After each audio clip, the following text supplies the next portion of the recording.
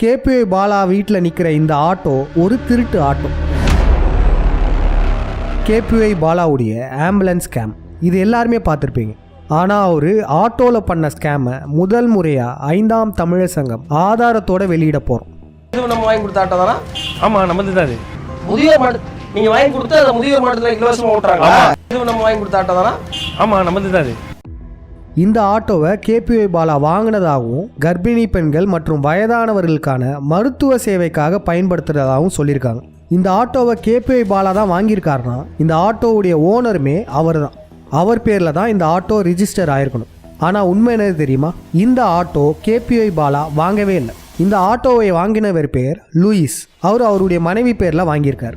அதுவும் பாருங்கள், இந்த ஆட்டோ ஃபஸ்ட்டு ஓனரில் தான் இருக்குது. அப்படின்னா என்னதுன்னா 2019 லூயிஸ் என்பவர் இந்த ஆட்டோவை வாங்கியிருக்காரு. இப்போ வரையும் இந்த ஆட்டோவுடைய ஓனர் அவர் தான். சரி, லூயிஸ் அவருக்கு தொடர்பு கொள்ளலான்னு இந்த ஆட்டோ ஓனர் நம்பருக்கு கால் பண்ணோம். அங்கே தான் ஒரு பெரிய ஷாக்கே இருக்குது. இப்போ உங்கள் ஆட்டோ இருக்குல்ல, உங்கள் ஆட்டோ நம்பர் வந்து TN14S5763 தானே? ஆட்டோவே கிடையாதுங்க சார். ஆட்டோ கிடையாதா?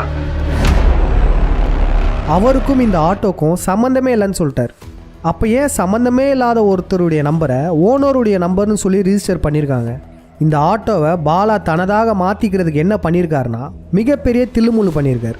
குன்றத்தூர் ஆர்டிஓ புரோக்கர் மூலமாக இதை செயல்படுத்தியிருக்கார். ஆர்டிஓ புரோக்கர்னு சொன்னோம்ல, அவர் ஆஃபீஸில் வேலை பார்க்குற ஒரு சின்ன பையனுடைய நம்பர் தான் இது. அந்த பையன் பேர் தான் கிருஷ்ணா. அந்த பையனுக்கே தெரியாமல் அவங்களுடைய ஃபோன் நம்பரை ஓனர் நம்பர்னு மாற்றி வச்சுருக்காங்க. ஆனால் உண்மை என்னது? இந்த ஆட்டோ பாலா பேரில் இல்லை. இந்த ஆட்டோவுடைய ஓனர் வேற ஒருத்தர். ஓனருடைய ஃபோன் நம்பர் சம்மந்தமே இல்லாத வேற ஒருத்தருடைய நம்பர். இன்னும் சுருக்கமாக சொல்லணும்னா பாலா வச்சிருக்கிற இந்த ஆட்டோ ஒரு திருட்டு ஆட்டோ. தேவை இந்த நம்பருக்கு கால் பண்ணுங்கள். கொடுத்து இந்த நம்பருக்கு கால் பண்ணிங்கன்னா உங்கள் வீட்டுக்கு ஆட்டோ வரும்.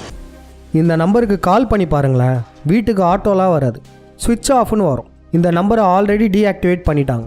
இந்த ஆட்டோக்கு இன்சூரன்ஸ் இல்லை. இந்த ஆட்டோவுடைய டேக்ஸ் ஒரு ஆண்டுக்கு முன்னாடியே முடிஞ்சிருச்சு. அது மட்டும் இல்லை, இந்த ஆட்டோ ஓட்டுவதற்கே தகுதியற்றது. இந்த ஆட்டோவுடைய எஃப்சி டேட்டுமே எக்ஸ்பைரி ஆயிடுச்சு. இப்போ இது ஸ்கிராப்பில் போடக்கூடிய ஆட்டோ. ஓட்டுவதற்கே தகுதியற்ற இந்த ஆட்டோவில் தான் கர்ப்பிணி பெண்களும் வயதானவர்களும் பயணிக்கணுமா? உண்மையாக கேபிஐ பாலாக்கு மக்கள் மீது அக்கறை இருந்தா இது போன்ற தில்லுமூலு வேலைகளை செஞ்சிருக்க மாட்டார். இப்போ நம்ம சொன்ன அனைத்துமே ஆத்தென்டிக்காக ஆர்டிஓலேருந்தே எடுக்கப்பட்ட ஆதாரங்கள். இந்த ஆதாரங்களை வச்சு கேபிஐ பாலா மேலே கேஸ் போட்டோன்னா அதிகபட்சமாக 7 ஆண்டுகள் வரையும் சிறை தண்டனை கொடுக்க வாய்ப்பு இருக்குது. முடிஞ்ச அளவு இந்த விஷயத்தை அனைவருக்கும் பகிருங்கள்.